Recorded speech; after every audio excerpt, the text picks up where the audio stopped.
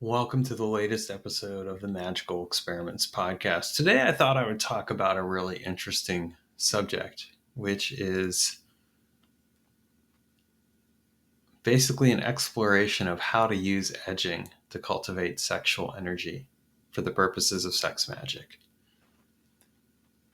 So, for those of you who aren't familiar with edging, edging is a practice that's typically done in the context of like BDSM or something along those lines, where a person is brought close to climax, but then basically is kept from climaxing and having an orgasm. And the idea really is that it's meant to kind of create like a sense of like uh, a sense of denial. Like tease and denial would basically be a part of it. But the thing that kind of fascinates me about the practice of edging is that edging can also be used to help cultivate very specific energies um, in sex magic, specifically your sexual energy.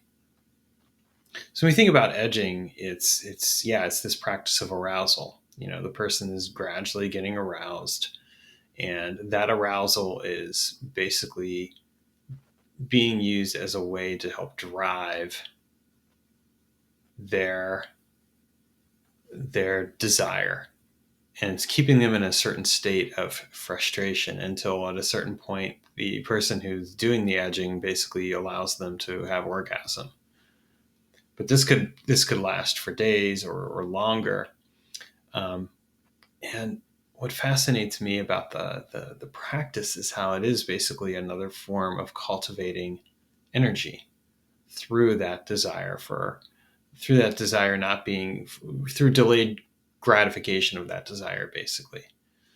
So if we're applying a sex magic lens to this practice, what we're really doing is we're exploring how to take that experience and sensation and slowly use it to build up the overall um, desire.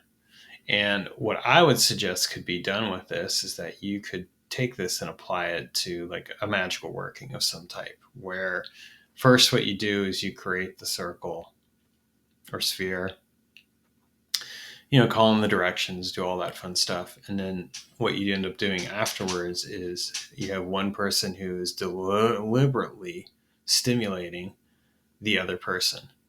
And that process of stimulation is basically being used to help turn the person on as much as possible, but again, not allowing them to basically orgasm. And what's happening then is then that energy is kind of being delayed and delayed and delayed and delayed, but it's building up the charge more and more and more and more.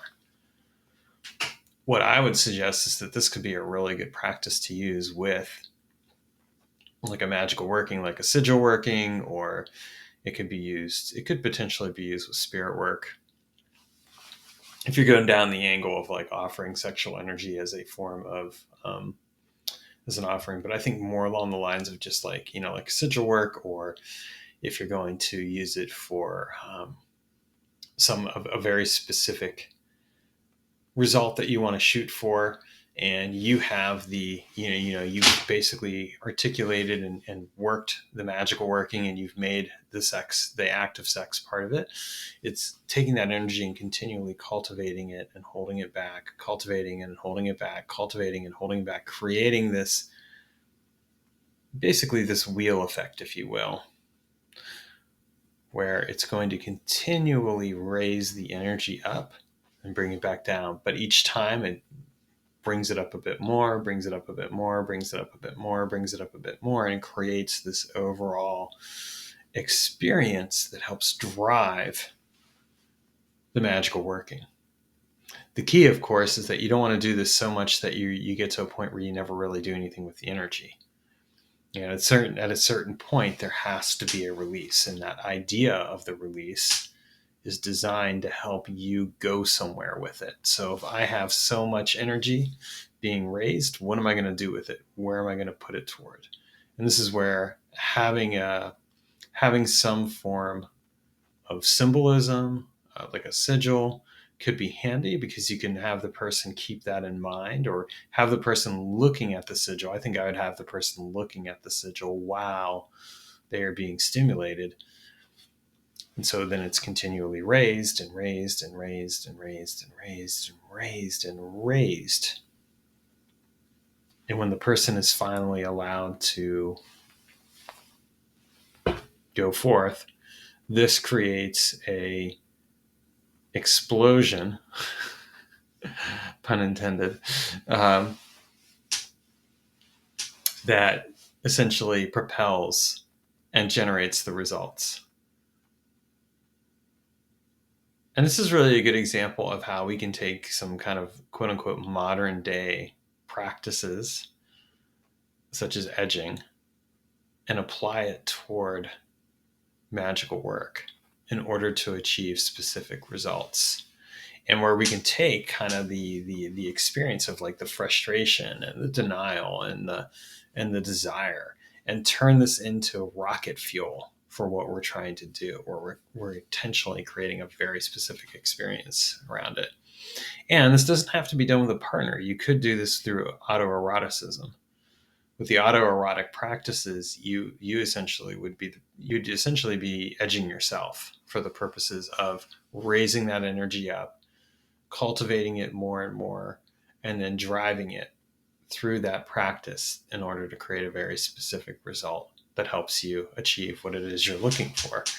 And the release of that energy and the release of all that frustration and everything else essentially serves to expand the container. So with a lot of magic, what we end up doing is we end up contracting. We pull things together, we contract it, we bring it into a tight point of focus.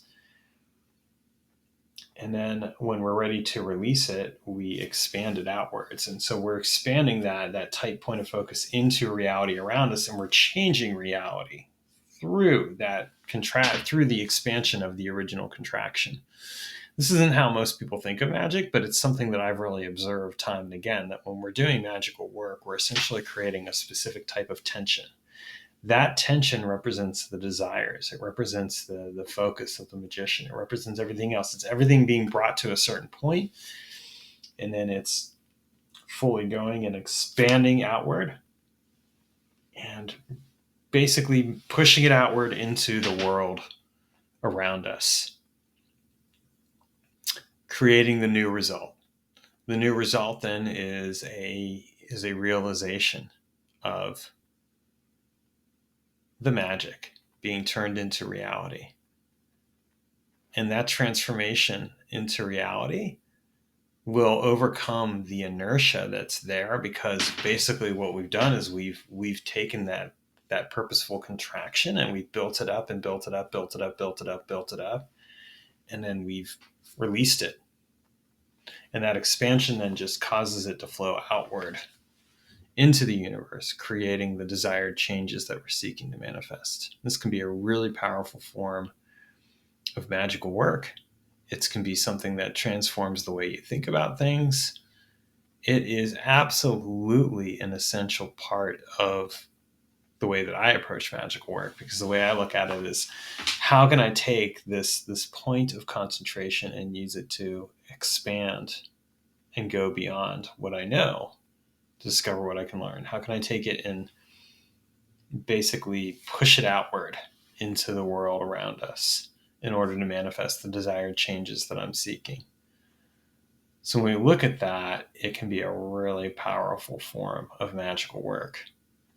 And it's something that I highly recommend doing in terms of just exploring some of the ways that you can take, the cultivation of energy, in this case, sexual energy, cultivating it through a deliberate practice where you're continually building up and then expanding and causing that to move forward in a way that opens the doors for you. I think it's really just a very important and powerful practice, and something that I've been experimenting with lately, in terms of just exploring how to use that form of kind of like keeping myself at a certain edge in a certain place of tension, and then being able to release that at the right and proper time in order to help manifest a desired result. The buildup is very expansive and exploratory in a very real sense of the word. And I'm curious, for those of you who are out there watching this, if you've explored that in your own practice. And if so, like, what does that look like? What is it that you're doing? Because the thing, again, this is one of those cases where we can take something like a modern day practice and we can actually turn it into something that contributes to the sex magic work that we do in order to generate results. So feel free to drop some comments below, and thanks for watching, and have a great and wonderful and hopefully joyful and pleasurable day.